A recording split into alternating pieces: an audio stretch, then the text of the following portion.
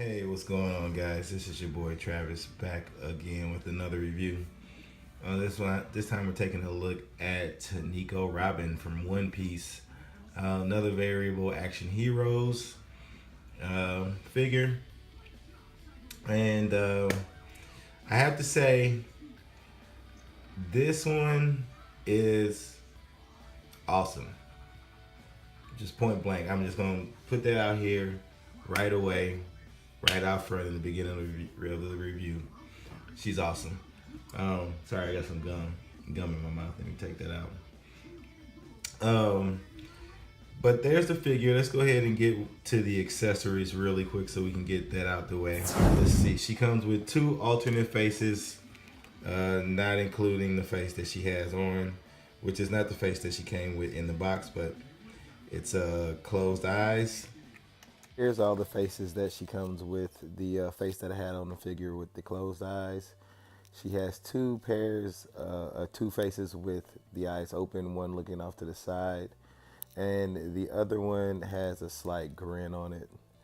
Then she has four sets of hands, two kind of open palm hands. One of the hands actually holds her glasses.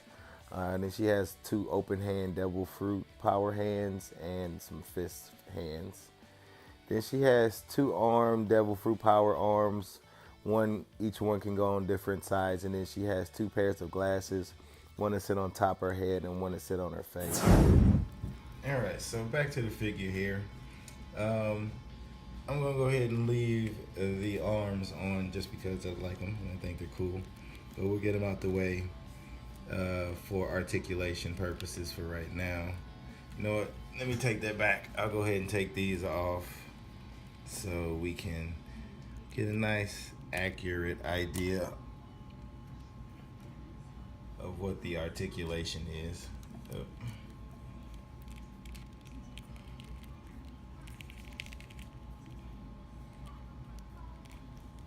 Let's just go ahead and slide that back on. Like I said, it's not that hard to get that arm back on there, and we'll just put a I don't know, let's put a fist on her. Oh, that's the wrong hand.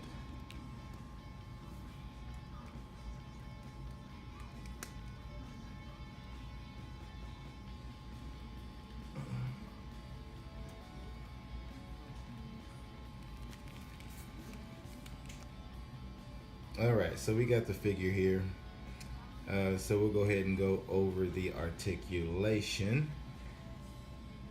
As far as the head doesn't go back that much, only about that much. The hair is a little soft, but this hair is hard, so it's not gonna allow it to go back that far. These two pieces are separate joints here, so you can move those up and down like so.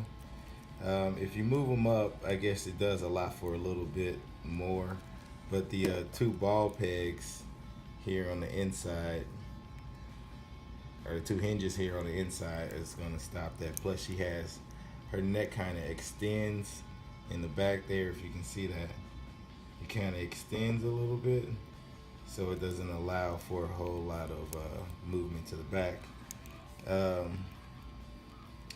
As far as move forward, she can look way down, so that's pretty good. I'm gonna leave her to see if I can keep her glasses on.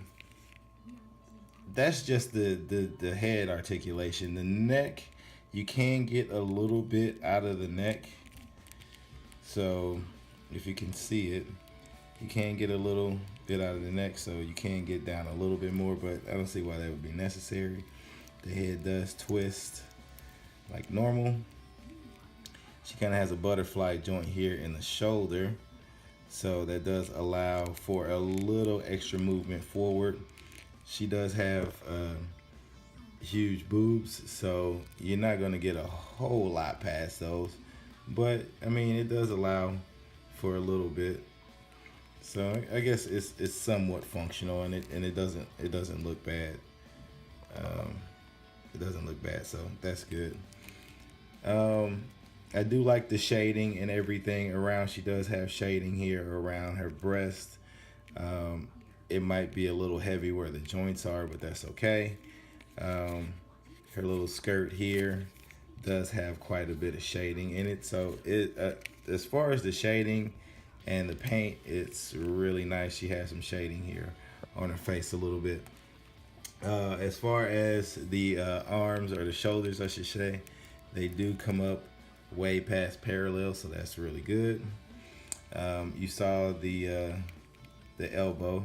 You can get over 90 degrees there. She has a standard ball hinge for the wrist. The waist is I have to say I like the waist a lot.